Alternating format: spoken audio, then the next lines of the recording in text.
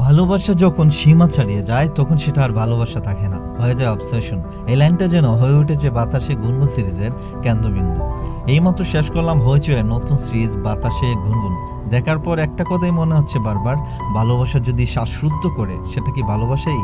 পরিচালক হিসেবে অরিজিৎ টটন চক্রবর্তী হইচইতে প্রথম কাজ করলেন। খুব সুন্দর সিরিজের গল্প এগিয়ে যায়। সিরিজের গল্পটা মূলত প্রেম দিয়ে শুরু, কিন্তু শেষটা এক বিষাক্ত ঘূর্ণিপাকে। বাতাসে গুনগুন এক অস্থির আবেগে মাখামাখি মানসিক লড়াই, যেখানে প্রেম অধিকার অবসেশনে একসাথে হারতে থাকে।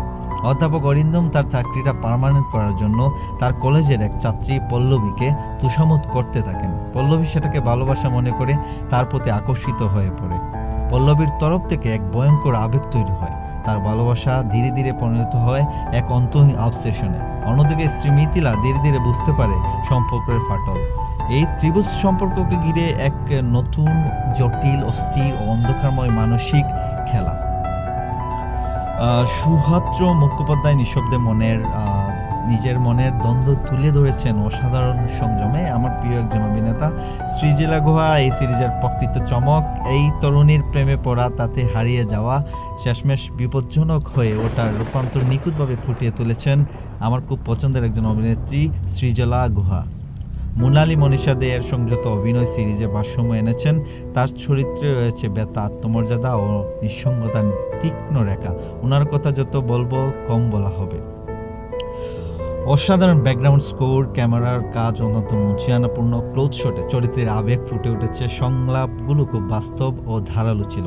মেন্টাল হেলথ, ইমোশনাল ম্যানিপুলেশন ও একতরফা ভালোবাসার মতো বিষয়গুলো খুব সুন্দরভাবে দায়িত্বের সঙ্গে তুলে ধরা হয়েছে। সবচেয়ে ভালো লেগেছে সিরিজটার প্রেম নিয়ে কোনো রঙিন স্বপ্ন দেখায় না, বরং প্রেমের অন্ধকার, অধিকারবোধ, ইমোশনাল ম্যানিপুলেশন এবং মানসিক ভাঙ্গন সব তুলে ধরা হয়েছে। শেষের দিকে গতি কিছুটা কমেছে, কিন্তু মনস্তান্ত্রিক টান এতটাই গভীর যে চোখ সরানো মুশকিল। এছাড়া পল্লবের ব্যাক স্টোরি আরও গভীরভাবে দেখানো যেত। কিছু চরিত্রের ব্যাক স্টোরি আরও জানতে ইচ্ছে করে। শেষ পর্যন্ত কিছু প্রশ্নের উত্তর না দিয়েই শেষ হয়ে যায় এই সিরিজ। নেক্সট সিজনে এনে এই জটগুলো করলে ভালো লাগবে। শেষ কথা, বাতাসে গুনগুন শুধুমাত্র একটি প্রেমের গল্প না, এটা ভালোবাসা, ক্ষমতা, আকর্ষণ ও নিয়ন্ত্রণের মিশ্রণে গড়ে ওঠা এক জটিল মানসিক ড্রামা। যারা ড্রাগ, রোমান্স, মেন্টাল থ্রিলার কিংবা ক্যারেক্টার ড্রিভেন ড্রামা দেখতে ভালোবাসেন, যারা সম্পর্কের মুখোশের নিচে লুকানো বাস্তবতা দেখতে চান, ভালোবাসার নামে তৈরি মানসিক দখল বুঝতে চান, তারা দেখতে পারেন এই সিরিজটি। এই সিরিজ দেখার পর আপনি নিজেকে হয়তো প্রশ্ন করবেন, ভালোবাসা কোথায় শেষ হয় আর কোথায় অধিকার শুরু হয়? আচ্ছা, ভালোবাসা যদি কাউকে নিঃশেষ করে দেয়, তাহলে সেটাকে আদৌ ভালোবাসা